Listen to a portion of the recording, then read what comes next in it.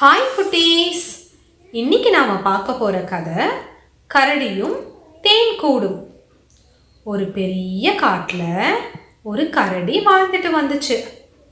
அந்த கரடி ரொம்ப நல்ல கரடி. ஆனால் அதுக்கு ஒரு பிரச்சனை இருந்துச்சு. ரொம்ப நாளாகவே அதுக்கு சாப்பிட்றதுக்கு நல்ல சாப்பாடு எதுவுமே கிடைக்கல.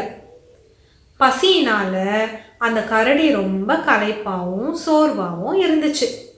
சாப்பிட ஏதாவது நல்ல பழங்கள், நல்ல கிழங்கு, நல்ல தேன்கூடு அப்படி ஏதாவது கிடைச்சா எவ்வளோ நல்லா இருக்கும் அப்படின்னு அந்த கரடி நினச்சி பார்த்துச்சு.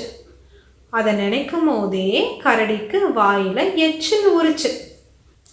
அந்த கரடி மரத்துக்கு மரம் பாஞ்சு பார்த்துச்சு. புதர்ல எல்லாம் போய் நுகர்ந்து பார்த்துச்சு. எங்கேயும் ஒரு சின்ன பழம் கூட அதுக்கு கிடைக்கல. ஆனால் திடீர்னு ஒரு இனிய வாசனை கரடியோட மூக்கை தொட்டுச்சு. அது என்ன வாசனை? இது தேனோட வாசனை போல இருக்குதே அப்படின்னு கரடி ரொம்ப சந்தோஷமா ஆயிடுச்சு. ரொம்ப சந்தோஷமான அந்த கரடி அந்த வாசனை வர பக்கமாக ஓட தொடங்குச்சு. கொஞ்சம் தூரம் ஓடினதுக்கப்புறம் ஒரு பெரிய மரக்கிளையில ஒரு பெரிய தேன்கூடு தொங்கி கொண்டிருந்ததை அந்த கரடி பார்த்துச்சு. அங்கே அந்த தேன்கூடை சுற்றி தேனீக்கள் ஊ ஊ அப்படின்னு சத்தம் எழுப்பி கொண்டு இருந்துச்சு.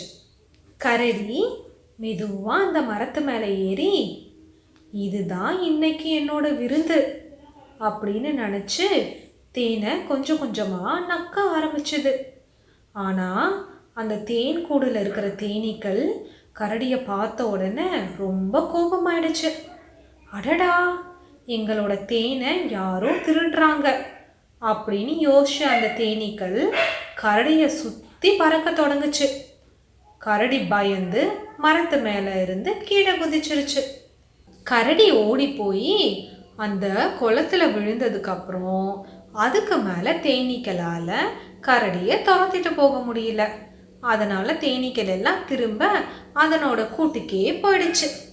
கரடி குளத்துல இருந்து மேலே வந்துச்சு. கரடி முழுசா குளிர்ந்த தண்ணியில் நனைஞ்சிருந்தது. மரத்தில் போய் தேன் சாப்பிட்டதை நினைக்கும் போது கரடிக்கு கொஞ்சம் சிரிப்பு வந்துச்சு. ஹஹா, நம்ம தேன் சாப்பிட்றத தேனீக்கள் தடுக்க முயற்சி செஞ்சிருந்தாலும் கொஞ்சம் தேனை எப்படியோ நம்ம சாப்பிட்டுட்டோம் அப்படின்னு நினச்சி ரொம்ப சந்தோஷப்பட்டுச்சு. அந்த நாளுக்கு அப்புறம் கரடி சாப்பாட்டுக்காக எப்போவும் பொறுமையுடன் தேடி கொண்டிருந்துச்சு. ஆனால் தேனீக்கள் கூட சண்டையே போடலை. இதிலிருந்து நாம் என்ன தெரிஞ்சுக்கலான்னா, பசியிலையும் பொறுமையாக இருக்கணும். அது ரொம்ப முக்கியம். பேராசை காட்டணும்னா சிக்கல் தான் வரும். ஆனால் நிதானமாக நடந்துக்கிட்டோன்னா நல்ல பலன் கிடைக்கும். இந்த கதை உங்களுக்கு பிடிச்சிருக்கோன்னு நான் நம்புகிறேன். பிடிச்சிருந்துன்னா லைக் பண்ணுங்கள், ஷேர் பண்ணுங்கள், சப்ஸ்கிரைப் பண்ணுங்கள்.